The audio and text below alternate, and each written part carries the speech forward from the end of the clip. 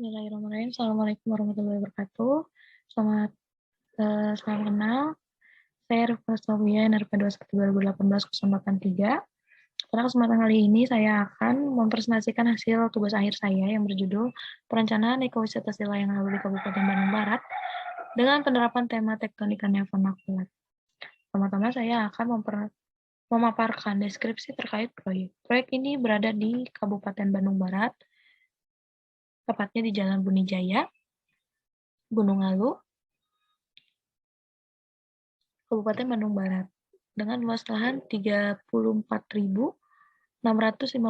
meter persegi, dan ketinggian lokasi berada di 1.000 meter di atas permukaan laut. KDB, KLB, dan KDH mengikuti regulasi yang ada di Kabupaten Bandung Barat. Selanjutnya, kondisi tapak. Tapak merupakan area persawahan yang terbentuk terase ring, di mana ketinggian rata-rata terase tersebut berada pada 1 meter hingga 2 meter. Kondisi tanah gambus dan berlumpur. Terdapat area-area tertentu yang memiliki ketinggian yang lebih terjal karena tapak tersebut merupakan area perbukitan yang dialihfungsikan sebagai area bercocok tanam. Berikut merupakan batas-batas pada site. Pada area utara terdapat pemukiman, jalan utama, dan perbukitan. Lalu pada area timur terdapat bukit, sawah, dan rumah penduduk. Lalu pada area selatan terdapat sungai yang melintas di dasar site. Pada area barat terdapat jalan setapak warga dan sungai serta sawah milik warga setempat. Selanjutnya, pengertian judul perencanaan. Judul perencanaan ini adalah Sila yang Halu. Kata si ini diambil dari kata akrab yang sering digunakan oleh masyarakat Sunda. Kata layang sendiri diartikan sebagai terbang, dan halu itu diambil dari nama kecamatan yang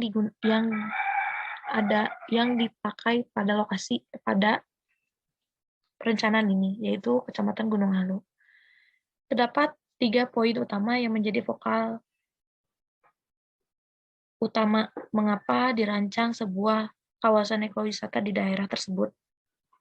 Itu poin pertama ialah kebutuhan masyarakat pasca pandemi yang mengalami healthy mental. Yang kedua adalah kurangnya kebutuhan akan wisata alam serta fasilitas penunjang lainnya, terutama pada jalur selatan yang menuju Kabupaten Cianjur. Yang ketiga ialah saat ini pembangunan sering kali melupakan poin adat dan budaya lokal, khususnya di daerah Jawa Barat, yang mengakibatkan kurangnya kepedulian akan warisan budaya karena tergeser modernisasi yang terjadi. Maka dari sebab itu, saya berusaha mewujudkan kembali arsitektur lokal dengan menghadirkan bentuk baru yang diadopsi dari arsitektur lokal Sunda dengan menerapkan tektonika neovernakular. Lalu, apa itu neovernakular dan tektonika? Tektonika neovernakular ini memiliki 2 kata yang berbeda, yaitu tujuan tektonika arsitektur sendiri mengarahkan pada esensi untuk menguatkan ekspresi perasaan atau buah pikir seni. Tektonika pada arsitektur seringkali digunakan karena ingin memberikan penekanan pentingnya suatu bagian tertentu dari bangunan dan keinginan mengekspresikan sesuatu perasaan yang mendalam pada bangunan. Lalu prinsip desainnya ialah kebenaran akan struktur dan konstruksi, penggunaan sistem konstruksi yang ringan. Selanjutnya adalah aspek fisika bangunan yang tercermin pada tatanan masa bangunan. Yang terakhir adalah prinsip lokalitas terhadap lingkungan binaan. Lalu terdapat beberapa parameter konsep yang perlu diperhatikan, yaitu pertama adalah artikulasi bahan, artikulasi ekspresi beban sambung, artikulasi elemen, dan artikulasi proses pembuatan. Lalu, apa itu neovernakular? Neovernakular merupakan penerapan suatu elemen arsitektur yang telah ada, baik berupa bentuk, konstruksi maupun non-fisik berupa konsep, filosofi, dan tata ruang, dengan tujuan melestarikan kembali unsur lokal yang telah terbentuk secara intrinsip. Dari pemaparan tersebut, terdapat 3 kriteria yang mempengaruhi arsitektur neovernakular, yaitu pertama ialah penerapan yang melibatkan unsur budaya dan lingkungan setempat. Kedua, penerapan yang melibatkan elemen non-fisik, antara lain budaya, pola pikir, kepercayaan, dan tata letak.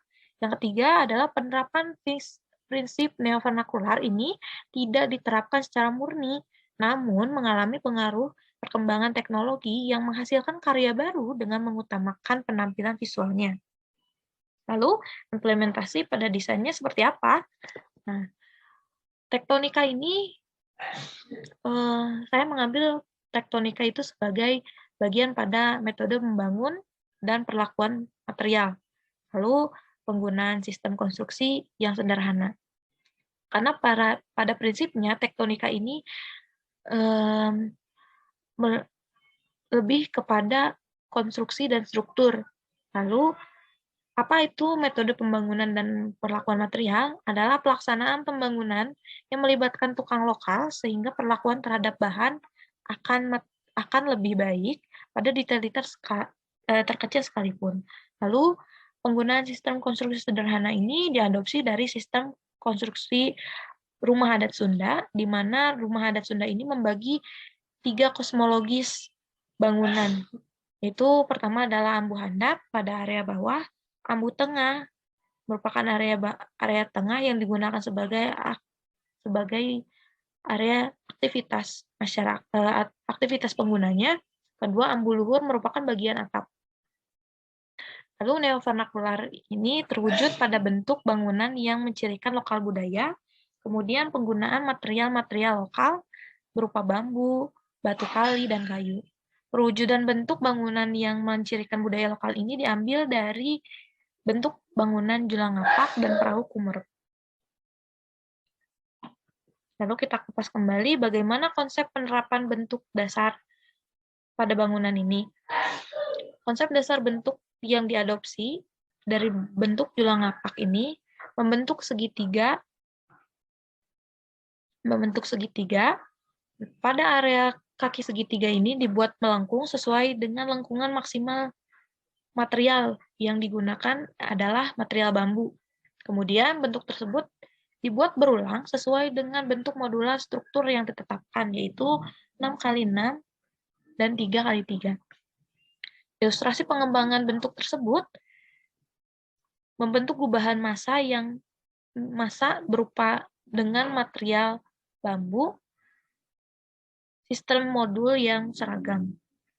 Lalu pada bagian sambungan antara bambu dan kolom, bambu dimasukkan ke dalam kolom setinggi 30 cm untuk mengkokohkan sambungan antara badan bangunan dengan kolom pondasi, sehingga bentuk bangunan tersebut menyerupai bangunan panggung. Lalu implementasi tektonika pada fasad bangunan ini terlihat dinamis namun tetap stabil dengan modul struktur yang seragam dan berulang. Kemudian, apa itu bangunan pada badan bangunan? Kita kembali mengambil implementasi pada bahwa kosmologi Sunda. Kosmologi Sunda ini membagi 3 tipe, yaitu ambu handap, ambu tengah, dan ambu handap. Pada konsep yang saya terapkan ini, saya membagi 2 kosmologis bangunan, yaitu badan bangunan ini merupakan area ambu luhur, lalu kolom pondasi ini merupakan area ambu handap, di mana pada area ambu handap ini terdapat slope, balok, gantung, dan pondasi dengan material penggunaannya adalah beton. Lalu pada bagian konstruksi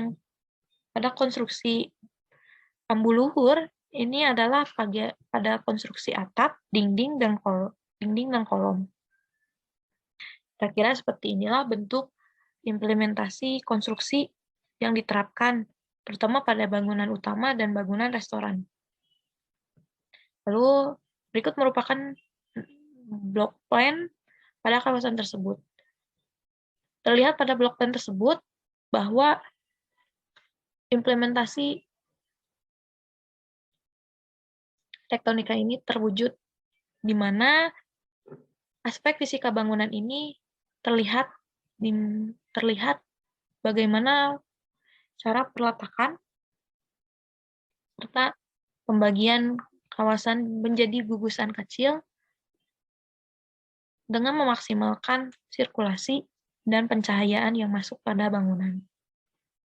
Lalu berikut merupakan implementasi pada block plan secara 3 dimensi. Lalu berikut merupakan master plan pada kawasan. Lalu berikut merupakan tampak site. Tampak site yang diambil merupakan dari arah barat yang memperlihatkan area 1, memperlihatkan area angkringan dan bangunan utama. Ada tampak site 2, ini memperlihatkan bagaimana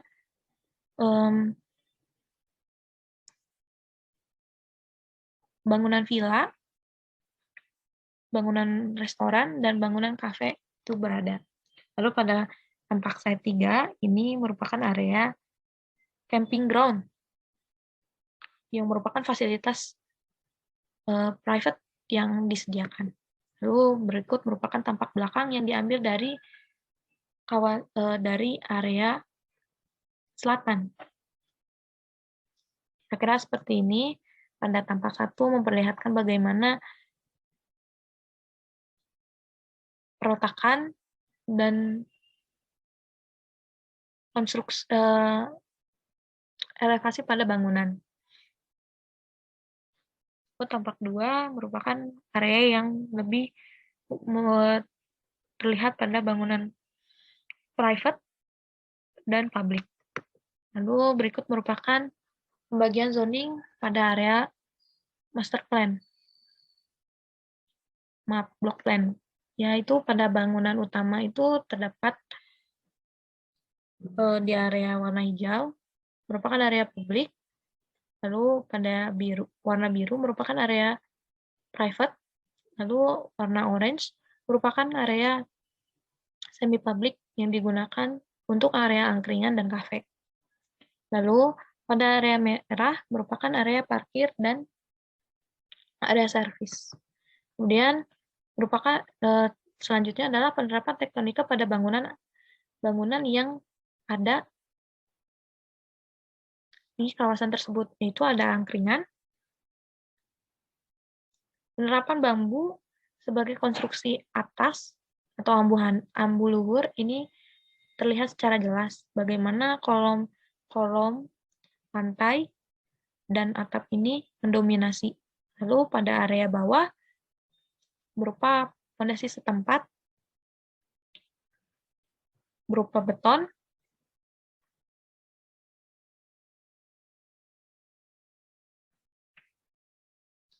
terlihat pada bangunan kafe dan bangunan angkringan.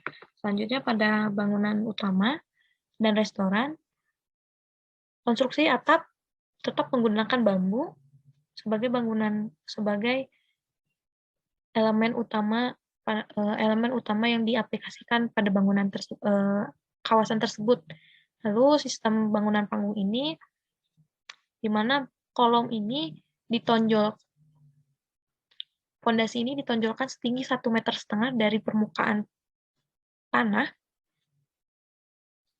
sehingga sistem bangunan struktur bambu ini terlihat sistem bangunan panggung ini terlihat sangat jelas. Itu. Lalu ini bangunan utama dan restoran. Lalu terdapat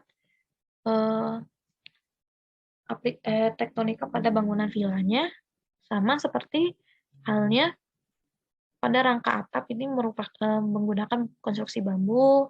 Lalu pada sistem panggung ini merupakan penggunaan beton. Lalu berikut merupakan detail konstruksi dan struktur pada setiap bangunannya. Ada rangka bambu yang dimasukkan ke dalam kolom setinggi 30 cm sebagai sambungan antara struktur atas dan struktur bawah. Lalu pada lantai pada kolom terbuat dari beton, lalu terdapat balok-balok yang menunjang konstruksi tersebut sebagai struktur utama. Lalu berikut merupakan implementasi material yang terlihat pada interior bangunan. Pada area dinding ini menggunakan material bambu, lalu pada area kolom ini terdapat bambu juga, namun masih ada sedikit material beton. Seperti itu. Lalu pada area lantai juga terlihat bagaimana elemen bambu ini mendominasi dan memperlihatkan bagaimana keasrian atau bagaimana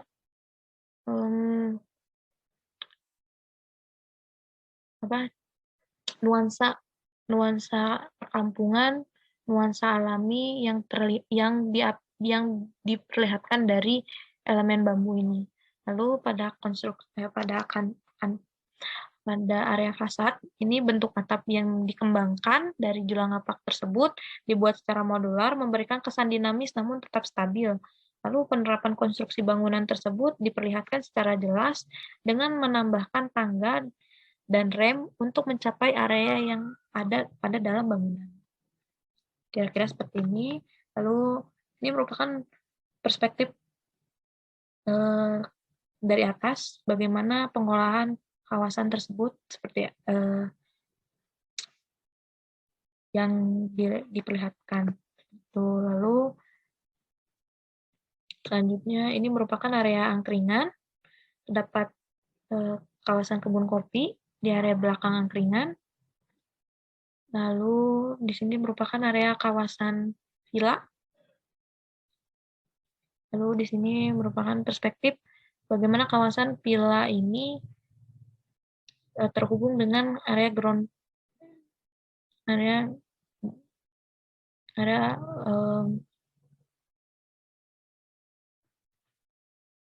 penginapan yang lain. Lalu ini merupakan interior pada bangunan utama. Lalu berikut merupakan interior pada area kafe. Restoran. Seperti ini. Jadi elemen bambu ini mendominasi sehingga memperlihatkan bagaimana kesan alami yang diperlihatkan dari bambu seperti itu. Lalu berikut merupakan animasi yang saya buat sebelumnya. Animasi ini memperlihatkan bagaimana konsep ini tercapai pada kawasan. Berikut merupakan area landscape yang terdapat di area kawasan tersebut.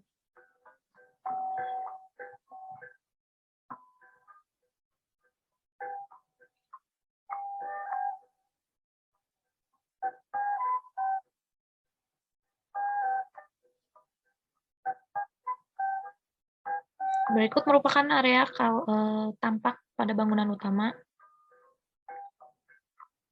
Bagaimana implementasi tektonika ini secara jelas diperlihatkan. Bangunan tersebut diangkat dari muka tanah setinggi 1,5 meter. Bentuk yang kokoh dan stabil ini membuat kawasan tidak terlihat kaku, namun masih memiliki unsur modernisasi dan vernakularnya masih terbentuk. Seperti itu. Berikut merupakan kawasan area parkir kendaraan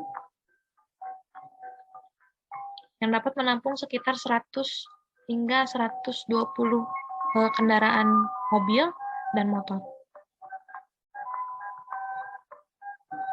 Berikut merupakan kawasan villa, area villa.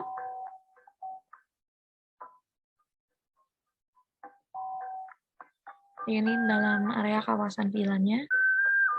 Dari seperti ini.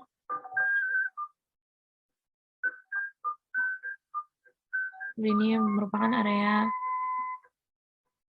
pada camping ground. Nah, ini kawasan-kawasan kawasan menuju camping ground. Tuh.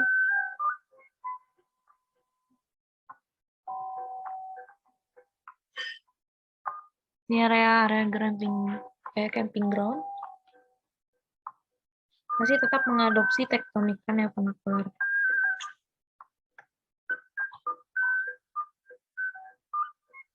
Merupakan area plaza di area belakang.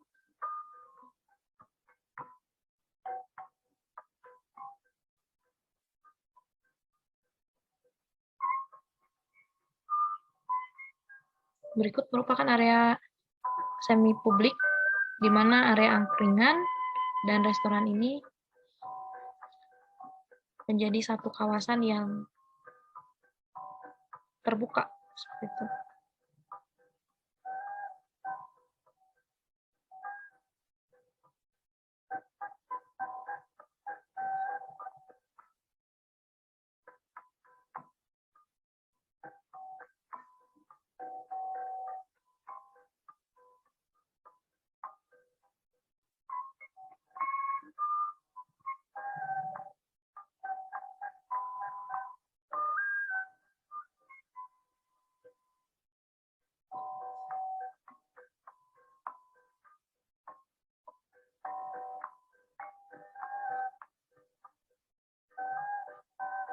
Sekian dari saya, terima kasih atas perhatiannya. Assalamualaikum warahmatullahi wabarakatuh.